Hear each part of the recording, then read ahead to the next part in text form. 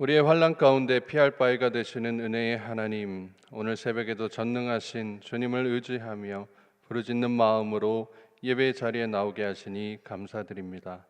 말씀에 의지하여 주님 앞으로 나아가오니 우리의 연약한 마음을 성령님께서 어루만져 주시사 위로케 하여 주시고, 오늘 하루도 굳은 반석과 같은 믿음 가운데 기쁨 가득한 하루가 되도록 은혜를 베풀어 주옵소서. 오늘 하루의 삶도 온전히 주님 앞에 올려드립니다. 십자가를 붙들고 말씀으로 사는 오늘 하루가 되게 하여 주시고, 우리의 일상 가운데 찾아오시는 성령님의 귀한 은혜를 경험하는 복된 날 되게 하여 주옵소서. 거룩하신 예수 그리스도의 이름으로 기도드립니다. 아멘. 다 함께 찬송가 545장 이 눈에 아무 증거 아니 배워도 함께 찬송하시겠습니다.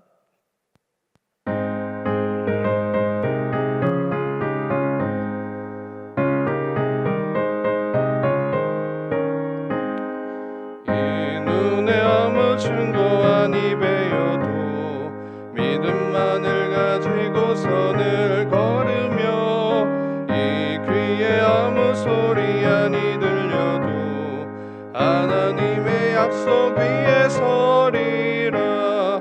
걸어가세 믿음 위에 서서, 나가세 나가세 의심 버리고, 걸어가세 믿음 위에 서서 눈과 귀에 아무 증거 없어도 이 눈이 보기에는 어떠하든지 이미 얻은 증거대로 늘 믿으며, 이 맘에 의심 없이 살아갈 때에 우리 소원 주 안에서 이루리.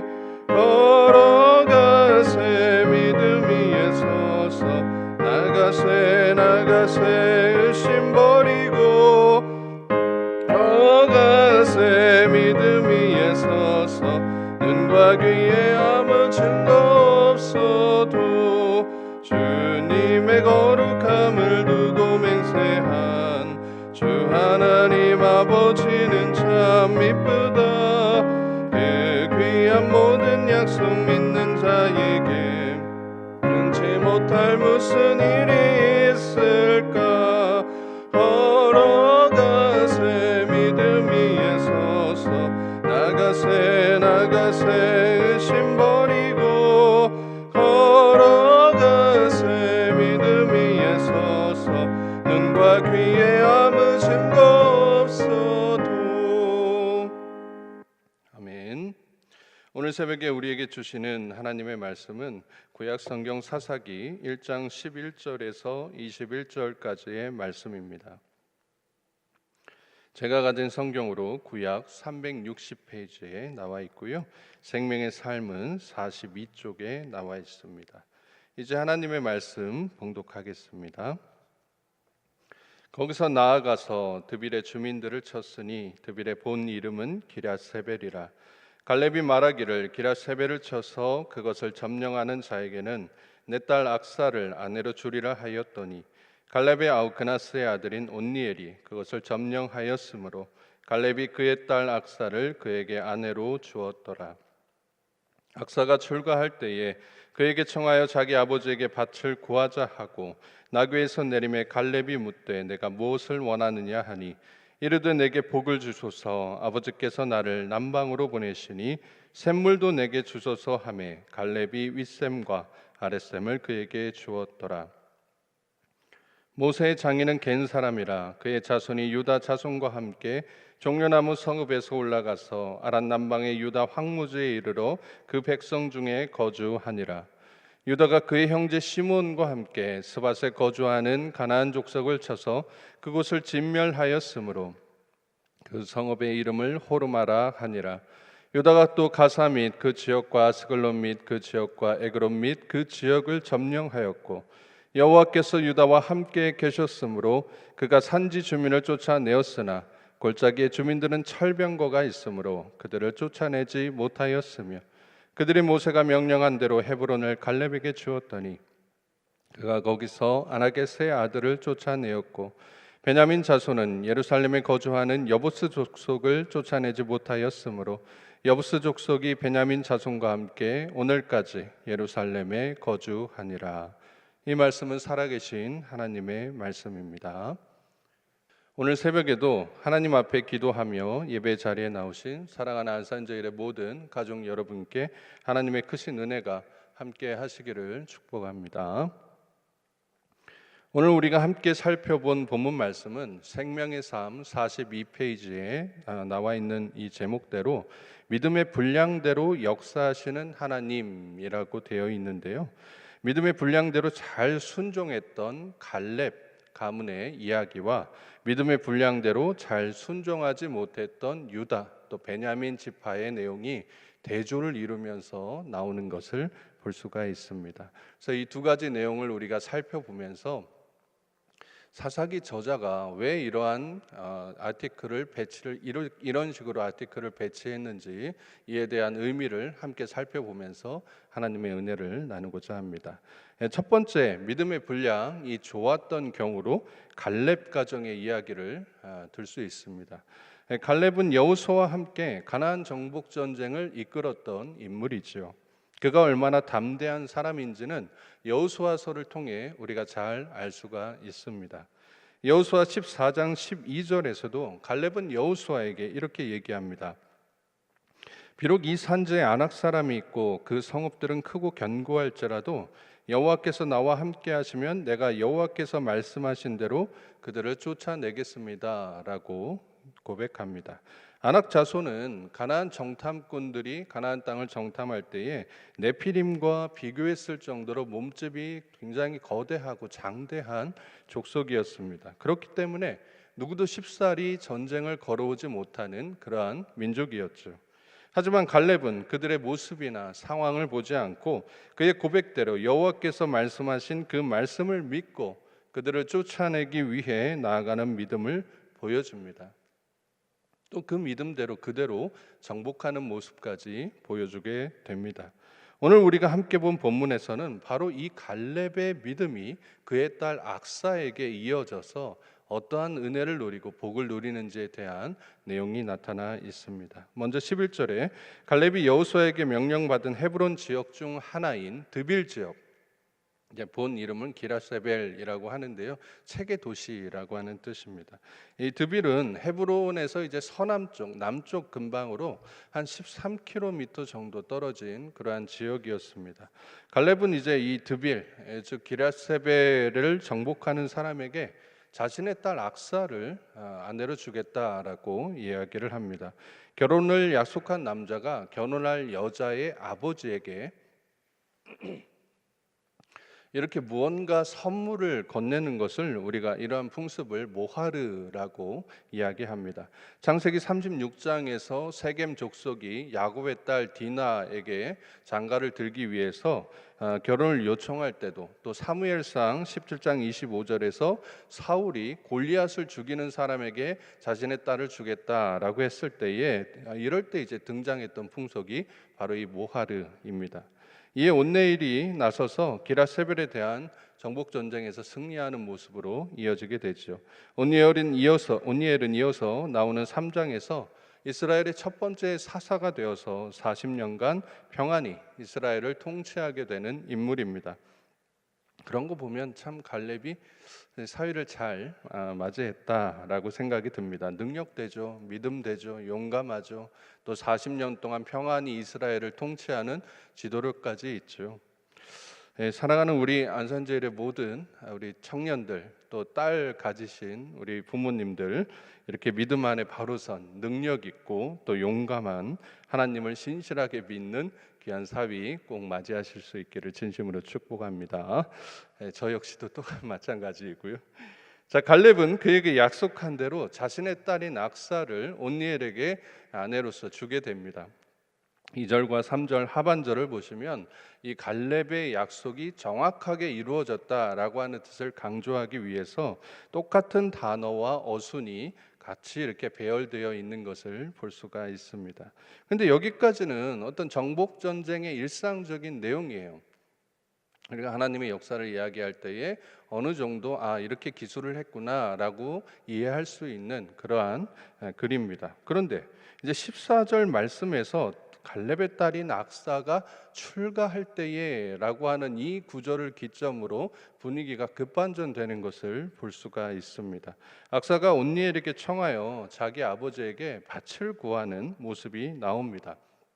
이후 이제 악사가 나귀에서 내리게 되는데 이러한 경우가 흔치 않았기 때문에 갈렙이 악사에게 묻는 모습이 나오죠. 본문에는 이제 내가 무엇을 원하느냐라고 해서 라고 번역이 되어 있는데 원문은 그저 두 단어로 마라크라고 해서 뭐야 무슨 일이야 이런 뜻을 갖고 있습니다.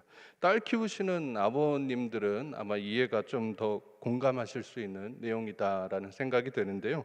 갑자기 딸이 행동이 이상했을 때 또 마음에 뭔가 턱하고 걸릴 때 뭐 점잖게 물어보시지는 않잖아요. 표정만 봐도 벌써 내 딸이 뭔가 있구나라고 해서 걱정이 돼서 야 뭐야 무슨 일이야 내가 해줄 게 뭐야 라고 이렇게 급박하게 물어보는 상황이었던 것입니다. 그러자 악사는 15절과 같이 아버지에게 이야기하는 거예요. 먼저 복을 달라고. 꼼짝달싹 못하게 아버지에게 먼저 선포를 다 요청을 한 후에 나를 남방으로 보내시니라는 구절이 이어지게 됩니다. 여기 이제 복을 주소서와 아버지께서 나를 남방으로 보내시니 이 두 구절 사이에는 히브리어 접속사로 왜냐하면이라고 하는 키라고 하는 단어가 숨겨져 있습니다. 그러니까 복을 주셔야 되는데 왜냐하면 아버지가 나를 남방으로 보내는데 그 남방으로 보내는 아버지의 요청을 내가 순종했다라고 하는 의미인 거예요. 그래서 실제로도 그랬죠. 악사가 온니엘과 함께 가야 할 땅은 헤브론 남쪽 지방이었습니다. 이곳은 이제 사막 지역으로 네게브라고 하는데 다른 지역에 비해 메마르고 아주 거친 토양을 가진 땅이었습니다. 이곳에서는 농사나 목축을 하면서 살기에 매우 어려운 곳이었어요. 그렇게 악사는 자신과 남편의 삶을 위해 밭과 더불어 그것을 유지할 샘물도 달라고 요청하고 있는 것입니다. 이에 갈렙은 윗샘과 아랫샘을 악사에게 주었다라고 말합니다. 아버지의 요청에 순종했던 악사가 믿음으로 구한 바대로 필요한 것을 얻게 되는 은혜를 입게 된 것입니다. 자, 이제는 여기까지가 이제 믿음의 분량대로 아주 좋은 믿음을 가진 그 가문의 이야기가 소개되어 있는 것이고요. 이제 두 번째로 급반전해서 대조적으로 믿음의 분량이 굉장히 적은 그래서 실패할 수밖에 없는 모습으로 나아가는 내용이 이어지게 됩니다. 이것이 누구냐면 유다와 베냐민 지파의 정복 전쟁입니다.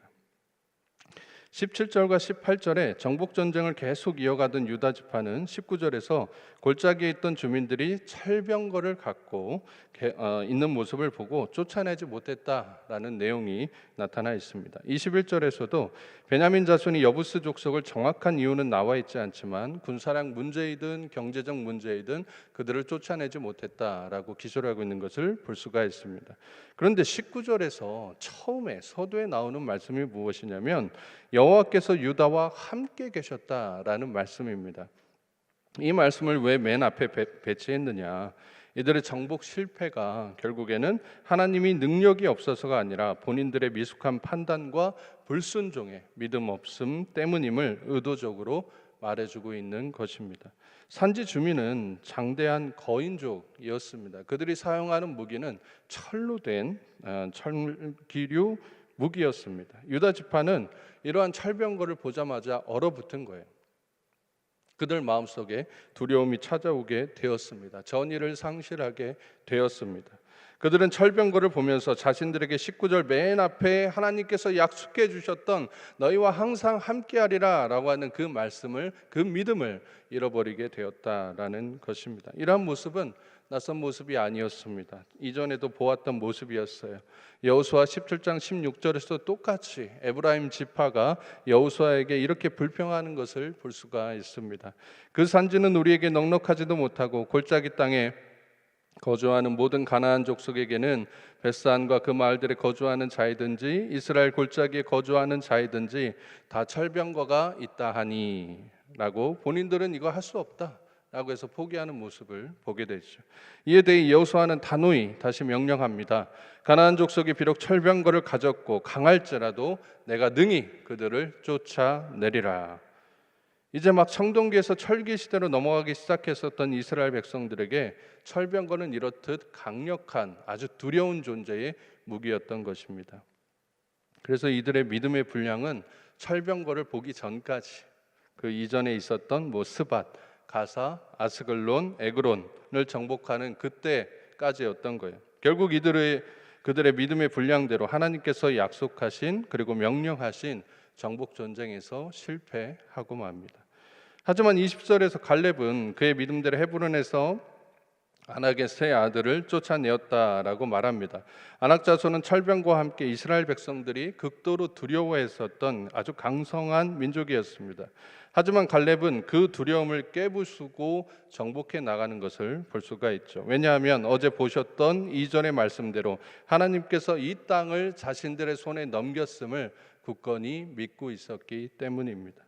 이 사건을 19절과 21절 사이에 의도적으로 이 구절을 집어넣은 것은 유다 지파와 베냐민 지파가 정복 전쟁에서 실패한 것이 결국 그들의 능력이나 그들의 손에 달려있던 것이 아니라 하나님의 약속을 얼마나 신실하게 믿고 있느냐, 그 믿음의 분량이 얼마나 강하고 굳건하게 내 마음속에 자리 잡고 있느냐, 바로 이들의 믿음의 분량이 거기까지였다라고 하는 것을 보여주고 있는 것입니다. 왜 오늘 본문은 두 가지의 상반된 이야기를 대조적으로 배치해 놓았던 것일까요? 정확히 이야기하자면 참 많은 이야기가 있을 것 같은 정복 전쟁은 한 절, 두 절 이 정도의 내용으로 급속하게 끝내버리고 당시 사회에서 무가치하게 여겼던 한 여자의 이러한 결혼에 대한 얽힌 이야기를 이렇듯 굉장히 자세하게 기록했었던 이야기는 무엇일까요? 오늘 본문을 우리가 구조적으로 봐야 하는 이유가 바로 여기에 있는 것입니다. 사사기의 큰 틀의 서사는 하나님께 불순종함과 그로 인해서 고통을 받고 그 고통의 모습을 본 하나님께서 사사를 세우시고 이들을 구원하시고 그래서 다시 이제 평안한 시대를 맞이하게 되는데 다시 타락과 불순종의 모습으로 넘어가서 또 이들에게 고통 속에 부르짖게 되고 또 하나님께서 그거를 불쌍히 여기셔서 사사를 보내셔서 구원하시는 이러한 사이클이 계속 돌아가는 것을 볼 수가 있습니다. 믿음을 지킨 갈렙의 가정은 사위와 딸 모두가 이러한 사이클에서 벗어나서 하나님의 은혜를 입은 반면 하나님의 말씀을 믿지 못하고 뒤로 물러선 이 유다, 베냐민 지파는 하나님의 은혜를 입지 못하고 실패하게 되었다라는 의미를 담고 있는 것입니다. 즉 사사시대의 구조적 실패의 원인을 1장에서 미리 프리뷰로 보여주면서 이에 대한 반면교사로 갈렙과 악사의 이야기를 의도적으로 배치한 것입니다. 내일 보실 정복전쟁의 내용도 거의 흡사합니다. 므낫세, 에브라임, 스불론 여러 이제 이스라엘 지파들이 헤브론 북쪽으로 올라가면서 정복전쟁을 시작하는데 하는 족적 계속 실패를 해요.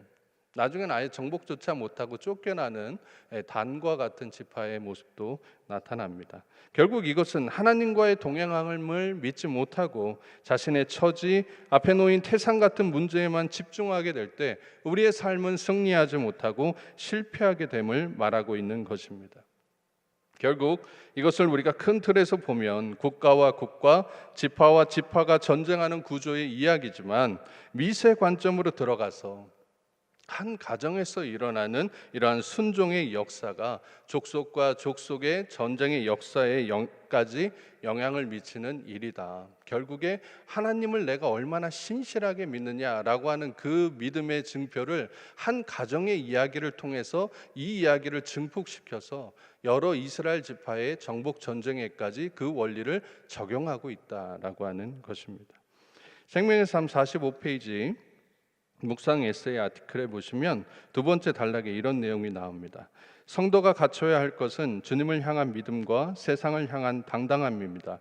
이제는 상황을 이야기하지 말고 믿음을 이야기해야 합니다. 하나님은 과거에도 지금도 이후로도 여전히 그 자리에 계십니다. 문제는 그분을 의지하고 신뢰하는 우리의 믿음입니다. 모든 문제 해결의 열쇠는 믿음에 있습니다. 사랑하는 안산제일의 가족 여러분, 내 안에 하나님의 명령대로 정복시켜야 할, 진멸해야 할 모습들이 있습니까?